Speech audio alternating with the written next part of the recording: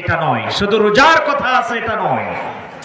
এই কিতাবের ভিতরে আছে সমাজনীতি, অর্থনীতি, রাজনীতি, ইতিহাস, ভূগোল, আপনার যা দরকার বিজ্ঞান সব কিছু দিয়ে আল্লাহ তাআলা এই কিতাবটাকে পরিপূর্ণ করে একটা কমপ্লিট আপনার আমার জন্য একটা অপরিবর্তনশীল সংবিধান করে আল্লাহ সুবহানাহু ওয়া তাআলা গোটা বিশ্বের মানুষের জন্য নাজিল করেছেন।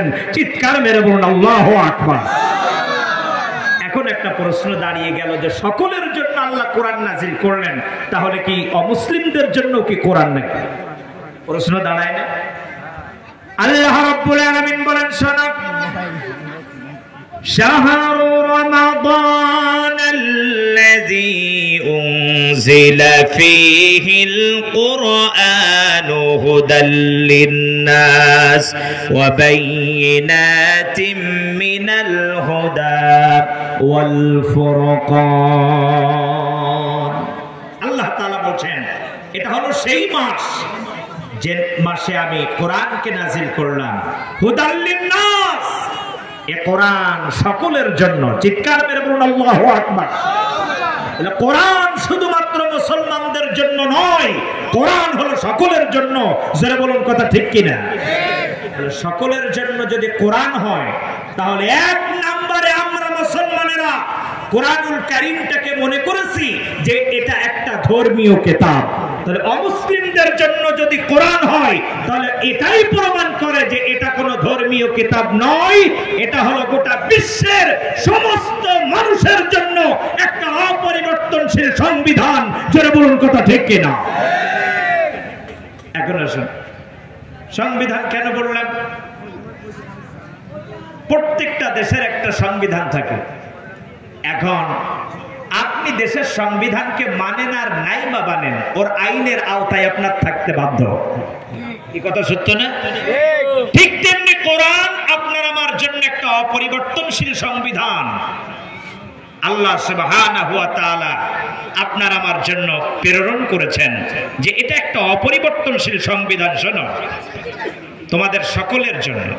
তাহলে আমরা জানলাম কোরআন শুধু মুসলমানদের জন্য নয়, কোরআন আমাদের সকলের জন্য। এখন প্রশ্ন থাকতে পারে, কোরআন যদি সকলের জন্য হয়, তাহলে আল্লাহ কি সকলের জন্য? একটু উত্তর দিবেন, আল্লাহ কি সকলের জন্য? সকলের জন্য। এত আস্তে বলেন কেন? আরো জোরে বলেন। কোরআন যেমন সকলের, আল্লাহ কি সকলের? আলহামদুলিল্লাহি রাব্বিল আলামিন।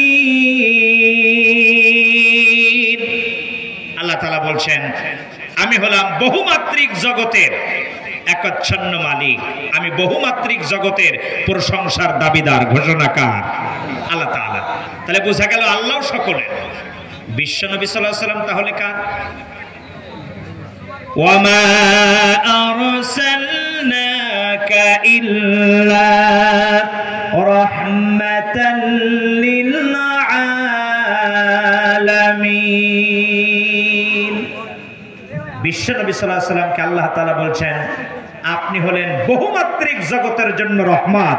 চিৎকার মেরে বলুন আল্লাহু আকবার। এখন কিন্তু প্রশ্ন একটা দাঁড়িয়ে গেছে, তাহলে মুহাম্মদ সাল্লাল্লাহু আলাইহি ওয়াসাল্লাম যদি সকলের জন্য রহমত হয়, তাহলে হিন্দু, বৌদ্ধ, খ্রিস্টান, জাতি, উপজাতি, শিখ যা আছে তাদের জন্য কি তিনি রাসূল? মুহাম্মদ সাল্লাল্লাহু আলাইহি ওয়াসাল্লাম কি অমুসলিমদের জন্য রাসূল? কথা উত্তর পাল্টা বলবেন না, একটু জোরে বলেন। মুহাম্মদ সাল্লাল্লাহু আলাইহি ওয়াসাল্লাম কি অমুসলিমদের জন্য রাসূল? হ্যাঁ হ্যাঁ হ্যাঁ, এটাই বাস্তব। কারণ আল্লাহর কোরআন বলছে, কুল ইয়া আইয়ুহান নাসু ইন্নী রাসূলুল্লাহি ইলাইকুম জামিআ।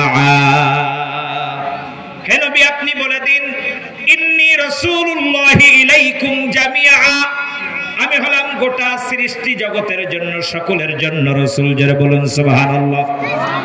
মুহাম্মদ সাল্লাল্লাহু আলাইহি ওয়াসাল্লাম সকলের জন্য রাসূল, তাহলে অমুসলিমদের জন্য কেমন রাসূল? উম্মত কয় প্রকার বলুন তো? উম্মত কয় প্রকার? একটু জোরে বলেন, উম্মত কয় প্রকার? দুই প্রকার। উম্মত হলো দুই প্রকার। একটা হলো উম্মতে দাওয়াত, আর একটা হলো উম্মতে ইজাবা। উম্মতে দাওয়া